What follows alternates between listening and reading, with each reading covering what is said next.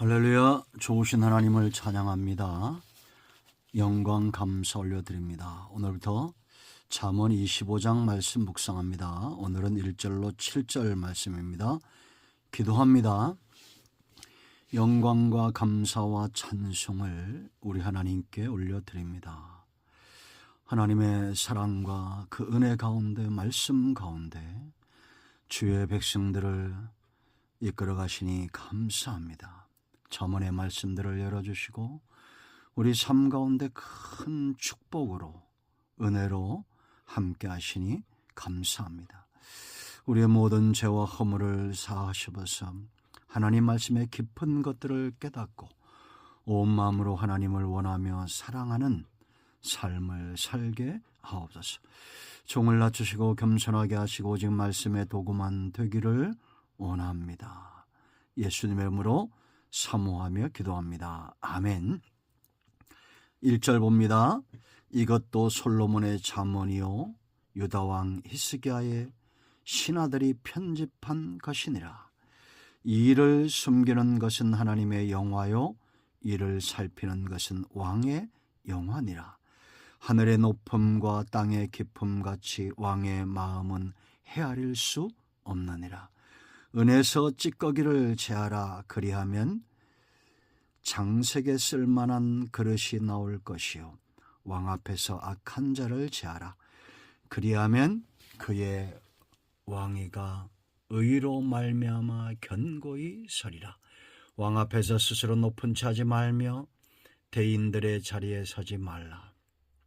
이는 사람이 네게 이리로 올라오라고 말하는 것이 네 눈에 보이는 귀인 앞에서 저리로 내려가라고 말하는 것보다 나음이니라. 아멘. 오늘도 이 말씀은 우리에게 응답이 됨을 확신합니다. 여러분, 히스기야 시대에 이 솔로몬의 잠언은 하나님께서 주신 선물이다, 이렇게 여겨졌습니다. 참으로 그렇지 않습니까? 여러분, 선물은 누구에게 선물입니까? 그 가치를 알아보는 사람들에게 선물이 될 수 있습니다. 여러분, 개나 돼지에게 진주나 보화를 줘보세요. 다이아몬드를 줘보세요.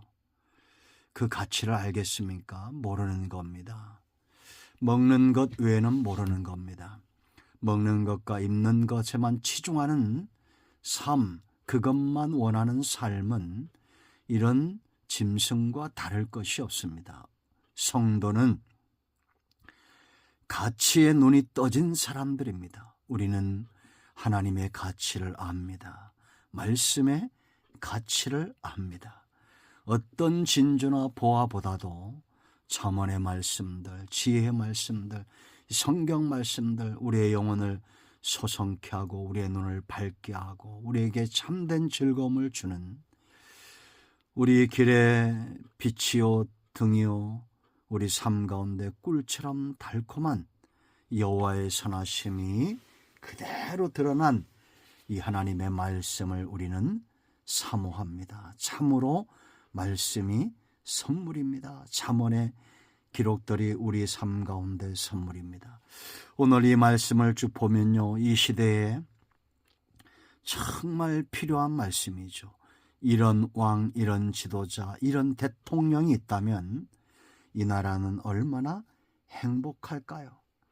솔로몬이 지금 권면하고 있는 왕은, 그리고 그 왕 앞에 선 신하들은 어떠해야 됩니까? 가장 먼저 존경받는 왕입니다.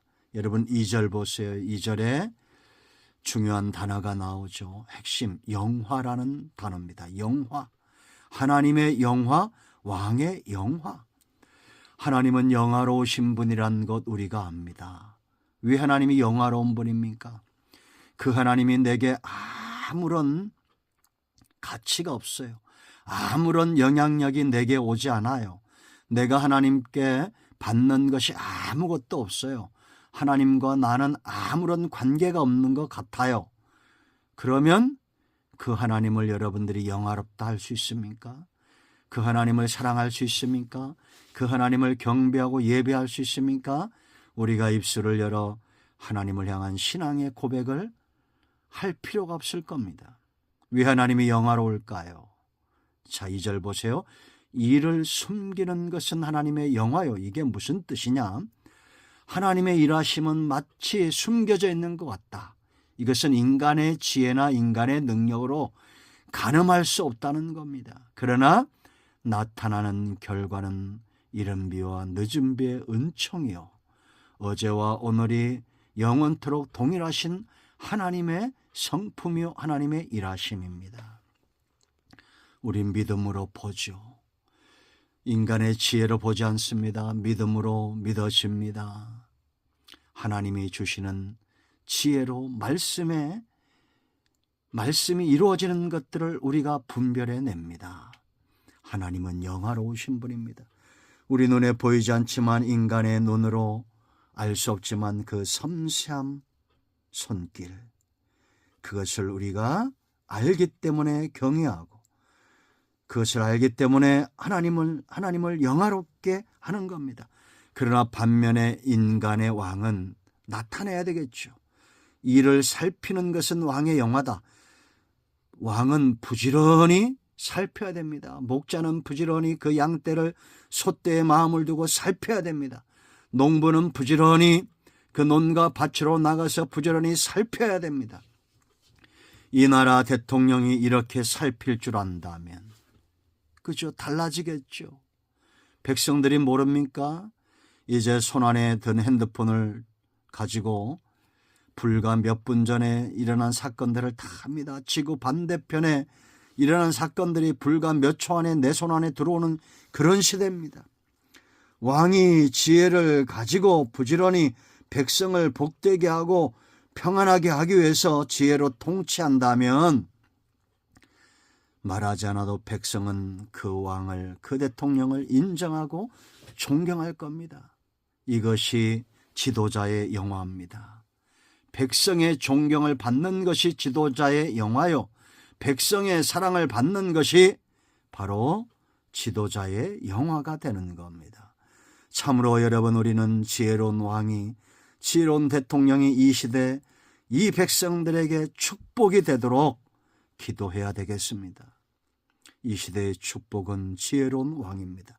백성을 살피는 그런 열심 있는 대통령입니다.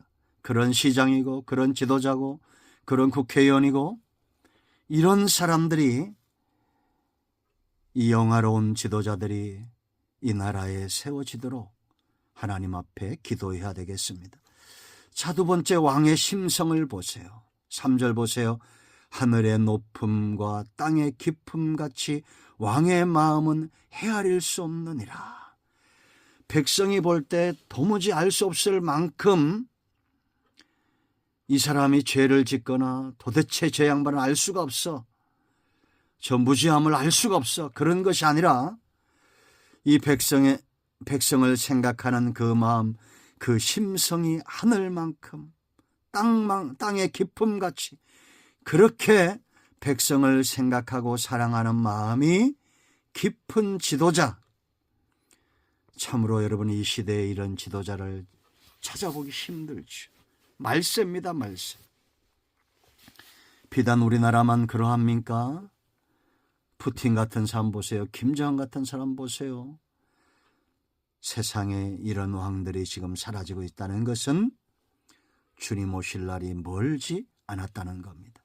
왕은 강포를 행하고 백성은 비루하며 악하고 우상숭배며 음란한 세상 가운데 빠져 있습니다.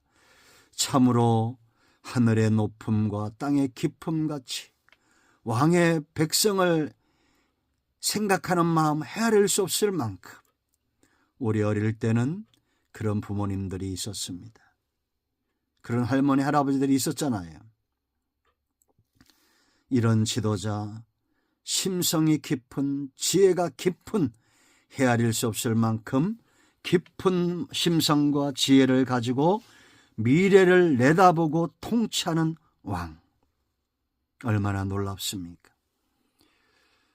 여러분, 사실인지 어떤지는 모르지만 정말 그런 대통령이었기를 바라는 하나의 일화가 있죠.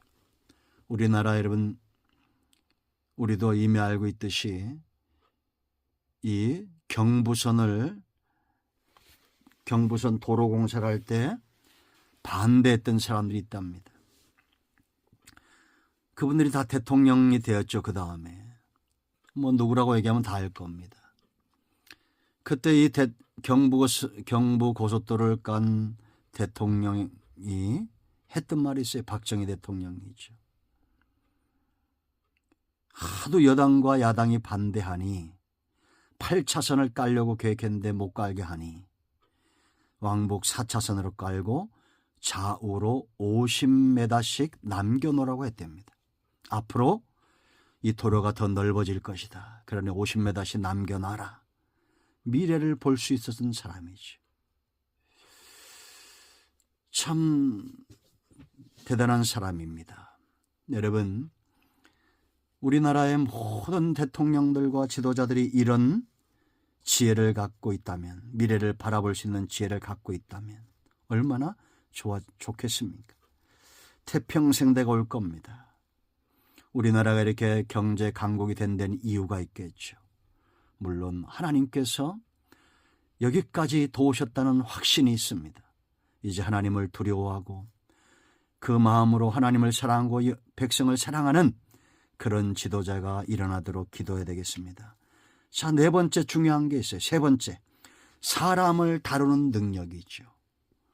이제 4절로 7절은 솔로몬이 신하들을 권면하는 내용입니다. 그 스스로 이런 삶을 살았고 이런 사람들을 세웠다는 거죠. 우리나라 역대 대통령 중에 인사가 만사다란 분이 있었습니다. 그러나 결국 자기 자식도 감옥에 갔죠. 알고 있었지만 그런 볼 수 있는 눈은 정말 가지고 있었는가? 참 안타깝습니다. 여러분, 4절 5절 말씀 보면 4절 보세요. 은에서 찌꺼기를 제하라. 그러면 장색에 쓸만한 그릇이 나올 것이. 사람들 가운데 5절에 있는 대로 악한 자를 제하면 쓸만한 사람이 있다는 겁니다. 이건 사람뿐만 아니라 왕 스스로도 그 안에 있는 본성의 악함을 하나님 앞에서 제거한 거죠. 우리 스스로가 이렇게 하나님과 사람들 앞에서 은을 다루듯이 우리 안에 있는 죄성을 다 제거하고 그런 사람들을 등용한다면 이 나라는 견고히 서게 될 것입니다. 5절 보세요. 왕위가 의로 말미암아 그랬어요. 죄가 아닙니다. 의로 말미암아 견고히 서리라.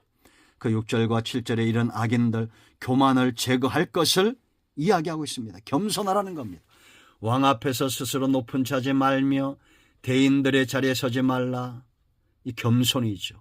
이는 사람에게 네게 이리로 올라오라 말하는 것이 네 눈에 보이는 귀인 앞에서 저리로 내려가라 말하는 것보다 나음이라.